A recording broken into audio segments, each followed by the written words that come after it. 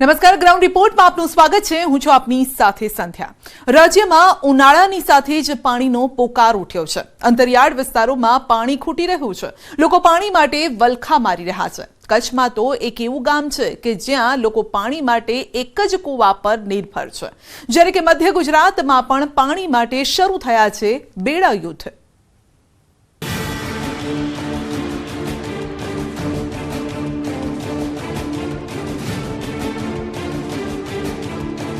ઉનાળાની શરૂઆતમાં જ ઉઠ્યો પાણીનો પોકાર। પાણીની પણ અમને બહુ તકલીફ છે, અતિશથી અતિશ।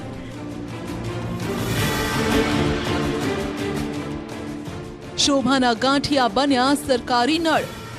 ઘરે ઘેર આવતેલું પણ પાછું પાણી ટાંકા બંધ થઈ ગયા। નળ છે પણ તેમાં નથી આવતું જળ। હેન્ડપંપ છે પણ એ પાણી જેરાના મેલ્યા ને તેરાના આવતું જ નથી, પાણી જ નથી આવ્યું। એક જ કૂવો ગામ લોકોનો આધાર। કુવા સિવાય કઈ જ ન મળે। જો કે કૂવામાંથી પણ નથી મળી રહ્યું શુદ્ધ પાણી। અને દવા 1-2 મહિનો નહીં નાખે ત્યારે આવા જીવ પડી જાય અંદર, આવું પાણી પી રહ્યા। સમસ્યાની વાત કરીએ તે પહેલા ગામના વડીલની વાત સાંભળો। પહેલેથી પાણી નતો આવતું, ત્યાં ઘરે ઘરે પાણી નતું। ઘરે ઘેર આવતેલું પણ પાછું પાણી ટાંકા બંધ થઈ ગયા। ટાંકા બંધ થઈ ગયા, નહીતર આવતેલું થોડાક વેર 5-4 મહિના એટલું આવ્યું હતું। એ ટાંકા તૂટીને કઈ નહીં મળે કે હમણાં। આ વડીલ મહિલાના મોઢા પરનું હાસ્ય ઘણું કહી જાય છે। તેમનું આ હાસ્ય તંત્રના મોઢા પર તમાચા સમાન છે, જે તંત્રની બધી જ પોલ ખોલી રહ્યું છે। વાત છે દાહોદ જિલ્લાના અંતરિયાળ વિસ્તારની, જ્યાં વિવિધ વિસ્તારોના લોકો ઉનાળાની શરૂઆતમાં જ પાણીની સમસ્યાનો સામનો કરી રહ્યા છે। સવાર પડતાની સાથે જ વૃદ્ધોથી લઈ બાળકો પાણીના બેડલા લઈને નીકળી પડે છે। જોઈ લો, જે હાથમાં પુસ્તક હોવું જોઈએ તે હાથમાં પાણીના બેડા છે, અને જે માથા પર વડીલોના સુંવાળા હાથ હોવા જોઈએ તે માથા પર ભારે ભરખમ પાણીના બેડલા છે। સ્થિતિ દયનીય છે, પરંતુ વડીલો પણ કરે તો શું કરે, કારણ કે પાણી વગર તો કશું જ ન થાય। શું નામ તારું? કયા ધોરણમાં ભણે બેટા? ત્રીજામાં। અને હું પાણી ભરવા આવી કે ઘેર પાણી કોણ આવતું કે? સ્થાનિકોનું માનીએ તો દાહોદ શહેરના ખરેડી, દેલસર, ભાટીવાડા સહિત આસપાસના અંતરિયાળ ગામોમાં પરિસ્થિતિ દયનીય છે। ખરેડી તેમજ ભાટીવાડા ગામમાં તો નલ સે જલ યોજના માત્ર કાગળ પર હયાત છે, જેનો આ જીવતું જાગતું પુરાવો છે। એટલું જ નહીં, પાણીના નળ હવે ગાયના ખીલા બની ગયા છે। પાણી ન આવતા ગામ લોકો આ નળનો ઉપયોગ ગાય બાંધવા માટે કરે છે। તો ખરેડી ગામના કૂવાના જે દ્રશ્યો છે તે પણ ચોંકાવનારા છે। કૂવાની આસપાસ ગંદકી છે। ગામ લોકો કહી રહ્યા છે કે એકાદ વાર સરપંચે થોડું ઘણું સમારકામ કરાવ્યું, પરંતુ ફરી એ જ સ્થિતિ। કૂવા નજીક એક સુકાયેલું વૃક્ષ છે, જેનો કચરો કૂવામાં પડે છે। ઉપરાંત કૂવામાં એટલી ગંદકી છે કે જોઈ લો, પાણી ગળાથી નીચે ન ઉતરે। પાણીમાં પણ જીવાત થઈ ગઈ છે, લીલ થઈ ગઈ છે। ગામ લોકોએ આ અંગે અનેકવાર રજૂઆત કરી, છતાં તંત્રના પેટનું પાણી હલે તો ખરું। ગામ લોકો કહી રહ્યા છે કે પાણીની સમસ્યા કંઈ આજકાલની થોડી છે। આ તો અમારે લગ્ન કરીને આયા ને અમારા ડોહાના ડોહા પીતા પીતા મરી ગયા, અને અમારા આટલી ઉંમર થઈ ગઈ। કેટલા ફેરા મારવા પડે દિવસના? અમારા દિવસના 10 થી 11 ફેરા, 5 ફેરા, 7 ફેરા મારવા જ પડે કાયમ। આખી જિંદગી નકળી ગઈ, કોઈ હાલતા જ નથી। તો અત્યારે જે ઉનાળાનો સમય છે તેમાં પાણીની કઈ રીતની પરિસ્થિતિ તમારા ઘરમાં? કશું જ ન મળે અમારા હેન્ડપંપ ન મળે કે કઈ ચીજ, બોરિંગ ન મળે કે કુવા સિવાય કઈ જ ન મળે। ગામ લોકોની ચિંતા છે કે હાલ પરિસ્થિતિ આવી છે તો ઉનાળાના મધ્યમાં સ્થિતિ કેવી હશે। બીજી તરફ દાવો એ છે કે સરકાર પાટા ડુંગળી જળાશય મારફતે ગામના તળાવો ભરવાની યોજના પર કામ કરી રહ્યું છે। ગામ લોકોનું માનવું છે કે આ યોજના ઝડપભેર પૂર્ણ કરવામાં આવે તો અંતરિયાળ વિસ્તારોમાં પાણીની સમસ્યાનો અંત આવે। ન્યૂઝ 18 ગુજરાતીની ટીમ અત્યારે ગ્રામ્ય વિસ્તારમાં પાણીના રિયાલિટી ચેક માટે આવી છે। ત્યારે આપ મારી પાછળ જોઈ રહ્યા છો કે જે બહેનો છે તે ગામના કૂવા પર આવી છે અને કૂવા પર પાણી ભરવા મજબૂર બન્યા છે। કૂવાના નીચે બાજુ આપ જોઈ રહ્યા છો કે કેટલી ખરાબ પરિસ્થિતિ છે। ક્યાંક ક્યાંક લીલ જામી ગઈ છે, ક્યાંક કેટલીક ગંદકી જોવા મળી રહી છે આવા કૂવા પરથી। અને અત્યારે જે આ કૂવાના ઉપર એક ઝાડ પણ જોવાઈ રહ્યું છે, ઝાડ પણ અતિ ખરાબ હાલતમાં જોવાઈ રહ્યું છે। જે ઝાડનો કચરો હોય, નીચેનો કચરો, તમામ જે કચરો કૂવામાં પડતો હોય છે, અને ગ્રામ્ય પ્રજા એવા કૂવામાંથી પાણી પીવા મજબૂર બન્યા છે। સૌરભ ગેહલોત, ન્યૂઝ 18 ગુજરાતી, દાહોદ. આ તરફ કચ્છ જિલ્લાના પૂર્વીય છેડે ખડીર બેટમાં પણ લોકો પાણી માટે વલખા મારે છે. જિલ્લામાં સરેરાશ 74% વરસાદ પડે છે, પરંતુ ખડીર બેટના અનેક ગામડાઓમાં પીવાના પાણીની સમસ્યાઓ દર વર્ષે રહે છે. અહીંના ડુંગરાણી વાંઢમાં દાયકાઓથી લોકો પીવાના પાણી માટે કૂવા પર નિર્ભર છે અને આજે પણ અહીંની મહિલાઓ કૂવામાંથી પાણી સિંચી પોતાના પરિવારની તરસ છીપાવે છે. તેમાં અમારે બેડા લઈને આવવાનું પાણી ભરવા આવીએ એટલે અમને 2 કલાક તો અમે ખૂટી થાય. તો નાવા ધોવાનું પાણી કાઢવાની બહુ તકલીફ પડે. કોઈ ખીચી હગે, કોઈ ન ખીચી હગે, કોઈ નાનું મોટું હોય તો અમને તકલીફ પડે. પછી અમારે કામ ઘરનું કરીએ, પાણી ભરીને જઈએ એટલે અમારે ઘરનું કામ કરવું પડે. એટલે એ 2 બેડા 3 બેડા લઈ જઈએ. એમાં અમારે નાવું કે ધોવું કે વાહણ ધોવા કે શું કરવાનું, પીવા માટે રાખવાનું, એટલે બહુ તકલીફ છે એમ. ગામમાં 20 થી 25 પરિવારો રહે છે. આ ડુંગરાણી વાંઢમાં સવાર થાય એટલે મહિલાઓ માટે બેડલા લઈ વાંઢથી 1 કિલોમીટર દૂર આવેલા કૂવા પર પાણી ભરવા જવું પડે છે. દિવસભરની પાણીની જરૂરિયાત માટે કૂવાના 2 થી 3 ધક્કા પણ ખાવા પડે છે. આ ઉપરાંત તેમના 200 પશુઓ પણ તળાવ અને આ જ કૂવા પર નિર્ભર છે. પશુઓ માટે એને સંસ્થા છે, અમારા સંસ્થા એને અવાડો કરી દીધો છે. એને ત્યાં પાઈએ છીએ અમે. કપડાં બીજું ધોવું, નાવું ધોવું ત્યાં જઈને અમારે નાવું પડે. ગામ લોકોનો દાવો છે કે પરિવારોને નર્મદાનું પાણી અથવા નલ સે જલ યોજના અંતર્ગત પાણી નથી મળ્યું. છેલ્લા અનેક વર્ષોથી મહિલાઓ જર્જરિત કૂવામાંથી પાણી સિંચવા મજબૂર છે.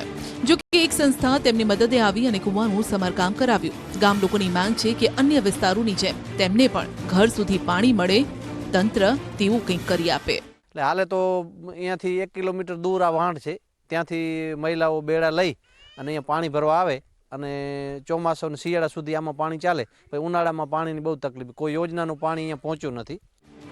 આ તરફ પંચમહાલમાં ઓરવાડ અને બોડીદ્રા તાલુકામાં સૂકી ભટ બનેલી કેનાલો પાણી માંગી રહી છે.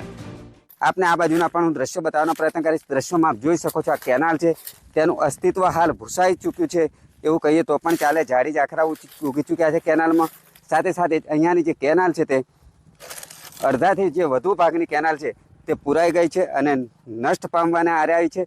ત્યારે અહીંના જે સ્થાનિકો છે, ખેડૂતો છે, તેઓ દ્વારા કેનાલને મરામત કરવામાં આવે, સાથે સાથે સિંચાઈ સુવિધાના ભાગરૂપે અહીંયા જે અગાઉ મળતું હતું વર્ષો અગાઉ તે પાણી પૂરું પાડવામાં આવે એવી સ્થાનિકો માંગણી કરી રહ્યા છે. ઓરવાડામાં વર્ષો પહેલા લાખો રૂપિયાના માતબર ખર્ચે આ કેનાલ બનાવાઈ. જો કે જાળવણીના ભાવે કેનાલમાં પાણીનું એક ટીપું પણ નથી. ખેડૂતોને પાણી આપતી કેનાલની હાલત અત્યંત ખરાબ છે. સિંચાઈનું પાણી ન મળતા ખેડૂતોને ખેતી કરવી મુશ્કેલ બની ગઈ છે. કૂવાના સ્તર નીચે જવાથી ખેડૂતો હવે માત્ર ચોમાસાની ખેતી પર નિર્ભર છે, જ્યારે બાકી સમયમાં પેટીયું રળવા બહાર ગામ મજૂરી કરવા માટે મજબૂર છે. દરમિયાન ખેતરો પણ હવે વેરાન બની ગયા છે. અત્યારે પાણી બંધ છે, નહેર બી બંધ છે. હવે પાણી મળે તો ખેતી થાય, નહીં તો બહાર મજૂરી કરવા જવું પડે. સ્થાનિકોના જણાવ્યા અનુસાર અગાઉ અહીં સમગ્ર વિસ્તારમાં સિંચાઈનું પાણી મળતું હતું, ત્યારે હરિયાળું વાતાવરણ હતું. 3 સિઝનમાં વાવેતર થતું, પરંતુ ઓરવાડા તળાવમાંથી સિંચાઈનું પાણી મળતું બંધ થતાં હવે ઉનાળા અને શિયાળામાં ખેતી થઈ શકતી નથી. આ ઉપરાંત ગામમાં આવેલા તળાવમાંથી પણ 3 ફળિયામાં કેનાલ મારફતે સિંચાઈ માટે પાણી આપવામાં આવતું હતું, જે બંધ કરી દેવાયું છે. સ્થાનિકોની માંગ છે કે કેનાલનું તાત્કાલિક સમારકામ કરી સિંચાઈનું પાણી પૂરું પાડવામાં આવે. જે મોટી કેનાલ છે ત્યાં સુધી છે અને જે ફોંટા પડીને આવતા હતા એ બધી કેનાલ બંધ છે.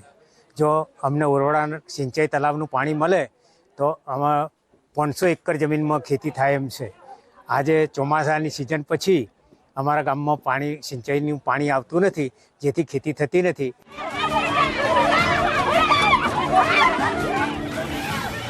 હાથમાં બેડા લઈ યુદ્ધ કરતી મહિલાઓ અમદાવાદના રામોલ હાથીજણ વોર્ડની છે.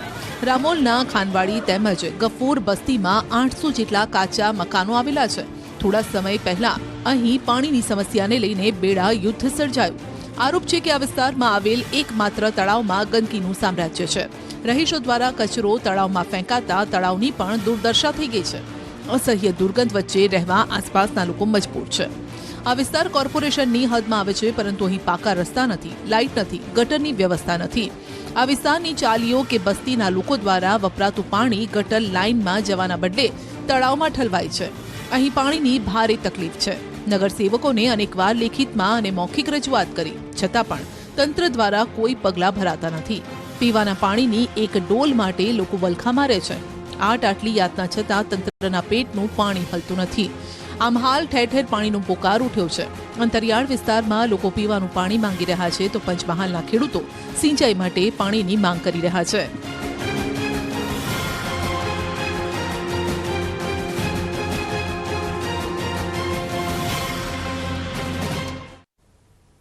પાટણમાં પાટીદારોએ નવા ખર્ચાળ ટ્રેન્ડને તિલાંજલિ આપી છે. આગામી સમયમાં 42 લેઉવા પાટીદાર સમાજના સમૂહ લગ્નનું આયોજન કરાયું છે અને જેના માટે એક કડક નિર્ણય કરાયો છે. જે આ નિર્ણયનું ઉલ્લંઘન કરશે તેમને સમૂહ લગ્નમાં નહીં મળે એન્ટ્રી.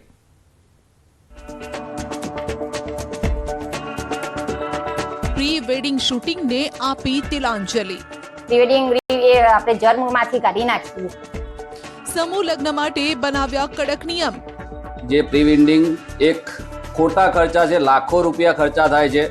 પ્રી વેડિંગ શૂટિંગમાં એન્ટ્રી તો સમૂહ લગ્નમાં નો એન્ટ્રી. અમે પ્રી વેડિંગનો સખત વિરોધ કરીએ છીએ. પ્રી વેડિંગ શૂટિંગના રૂપિયા દીકરીઓને આપવા અપીલ. અને તેમાંથી જે પૈસા બચે તે તેની ભવિષ્યના તેમાં દીકરા દીકરીને આપે. લગ્ન પ્રસંગ હોય તો ભાવિ દંપતી કોઈ સરસ મજાનું લોકેશન શોધે છે, મોટો ખર્ચો કરે છે. લગ્ન પહેલાની યાદોને કેમેરામાં કંડારી લે છે. જો કે પાટણમાં 42 લેઉવા પાટીદાર સમાજે આવી યાદો કેમેરામાં કંડારવા પર બેન લગાવ્યો છે. પ્રી વેડિંગ શૂટિંગમાં એન્ટ્રી કરનારા ભાવિ દંપતીને સમૂહ લગ્નમાં નો એન્ટ્રીનો નિર્ણય લીધો છે. આગામી સમયમાં સમૂહ લગ્ન યોજાવા જઈ રહ્યા છે અને ત્યારે આ સમૂહ લગ્નમાં જોડાવા માટે કેટલાક નિયમો બનાવવામાં આવ્યા છે. જે યુગલ આ સમૂહ લગ્નમાં જોડાવા માંગે છે તેમણે પ્રી વેડિંગ શૂટિંગના ખર્ચા એટલે કે ખોટા ખર્ચાને તિલાંજલિ આપવી પડશે. જેમણે પ્રી વેડિંગ શૂટિંગ ન કરાવ્યું હોય તેઓ જ આ સમૂહ લગ્નમાં રજીસ્ટ્રેશન કરાવી શકશે. કેમ આવો નિર્ણય લીધો છે તે અંગેનું આયોજકોએ કારણ પણ આપ્યું છે.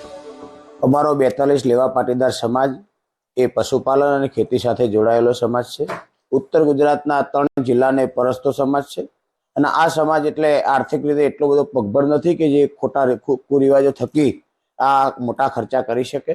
આ સમૂહ લગ્નની અંદર અમે એવો નિર્ણય પણ કરવામાં આવ્યો છે કે જે લોકો ખોટા ખર્ચા કરે છે એ લોકોને અમે સમજાવવાના પ્રયાસો કરીશું, અથવા એને જો આવી રીતના અમારી વાત નહીં માને તો એમને અમે સમૂહ લગ્નનો કોઈ પણ પ્રકારનો લાભ નહીં આપીએ. અત્યારે સમાજની અંદર પ્રી વેડિંગ નામનું નુસન્સ, એક પ્રકારનું દૂષણ પેદા થયું છે અને અમે સદંતર નાબૂદ કરવા માટે, તિલાંજલિ આપવા માટે સમજાવવાના પ્રયત્નો કરીશું. એટલા માટે અમે સામૂહિક આ નિર્ણય લીધો છે. એટલું જ નહીં, જે લોકો ખોટું બોલીને રજીસ્ટ્રેશન કરાવશે તેમની સામે પણ પગલાં લેવામાં આવશે. એટલે કે જો સમૂહ લગ્નમાં રજીસ્ટ્રેશન કરાવવું હોય તો પ્રી વેડિંગ શૂટિંગથી દૂર રહેવું પડશે. 42 લેવા પાટીદાર સંગઠન દ્વારા જે સમૂહ લગ્નમાં પ્રી વેડિંગ બંધ કરવાનો, તિલાંજલિ આપવાનો જે નિર્ણય કર્યો છે તે નિર્ણયને જો કોઈ છુપાવીને આ કાર્યક્રમ કરશે પ્રી વેડિંગનો તો તેને અમારા સમૂહ લગ્નની અંદર પ્રવેશ આપવામાં આવે છે ને સમૂહ લગ્નમાં એમને જોડવામાં આવશે નહીં. રજીસ્ટ્રેશન પણ રદ કરવામાં આવશે. 42 લેઉવા યુવા સંગઠનનો દાવો છે કે દેખાદેખીમાં ઘણીવાર ખોટા ખર્ચાના કારણે પરિવારના મોભીઓ દેવામાં ડૂબી જતા હોય છે. ત્યારે આ ખોટા ખર્ચાને રોકવા માટે 42 લેઉવા પાટીદાર સમાજ આગળ આવ્યો છે. 42 લેઉવા યુવા સંગઠનનું કહેવું છે કે પ્રી વેડિંગ કરવા પાછળ લાખો રૂપિયાનો ખર્ચ અટકાવી આ રૂપિયા દીકરીને આપવામાં આવે તો તે સ્વખર્ચ કાઢી શકે. આ નિર્ણયને પાટીદાર વડીલો, મહિલાઓ અને યુવાનો આવકારી રહ્યા છે. પહેલાં તો અમારે ખેતરોના અડાણો મૂકવા પડતા, દેખાદેખીમાં લોકો આમ એકબીજાને કહેવાને હું વધારે કરું એ રીતે દેખાદેખીમાં એમને અજ્ઞાનતા ઘણો ને ચોક્કસ સમજના અભાવે લોકો ખર્ચા કરતા હતા દેખાદેખીમાં. એના માટે પ્રયત્ન બહુ સુંદર અને સરસ છે અને અમે આવકારીએ છીએ. યુવાનોના નિર્ણયથી હું મહિલા તરીકે સ્વીકારું છું. સમાજમાં દેખાદેખીના ખર્ચ તરીકે આ અટકશે એમ કે સમાજમાં ઘણો ફાયદો થશે. પ્રી વેડિંગ પાછળ એટલો બધો ખર્ચો થતો હોય છે, લાખો રૂપિયાનો ખર્ચો હોય છે. એ લાખો રૂપિયા આ મધ્યમ વર્ગવાળા લોકો ખર્ચી શકતા નથી, પરંતુ અમીરો લોકોની સામે જોઈને ગરીબ ઘરની છોકરીઓ હોય એમને મન દુઃખ થતું હોય છે. જો પ્રી વેડિંગ ઉપર તિલાંજલિ આપવામાં આવે તો વધારે સારું. જેમાં જે પ્રી વેડિંગ માટે જે લગ્ન પહેલા વધારાના જે ખર્ચા થાય છે તેને વાલી પોતાના પુત્ર માટે, પુત્રના ભવિષ્ય માટે કે શિક્ષણ માટે આપે એ યોગ્ય છે. આ યુવા એક યુવા હોવા તરીકે હું એને આવકારું છું. 42 લેઉવા પાટીદાર યુવા સંગઠન દ્વારા પ્રથમ સમૂહ લગ્નનું આયોજન કરાયું છે. પાટણ પાટીદાર યુવા મંડળના કાર્યાલયના ઉદ્ઘાટન પ્રસંગે સામાજિક અગ્રણીઓની ઉપસ્થિતિમાં સમૂહ લગ્નનું શુભ મુહૂર્ત જોવામાં આવ્યું. આવનાર 17 નવેમ્બર 2024ના સમૂહ લગ્ન યોજાવાના છે. આ સમૂહ લગ્નમાં આશરે 50-60 નવયુગલો પ્રભુતામાં પગલાં માંડશે. તો સંસ્થા તરફથી નવયુગલોને 80 થી વધુ ભેટ સોગાત આપવામાં આવશે. ઉપરાંત લગ્ન નોંધણી સર્ટિફિકેટ, 7 ફેરા યોજના, કુંવરબાઈનું મામેરું યોજનાનો લાભ મળશે. નિરાધાર અને માતા કે પિતા ન હોય તેવી દીકરીઓના સમૂહ લગ્નનું આયોજન કરાયું છે.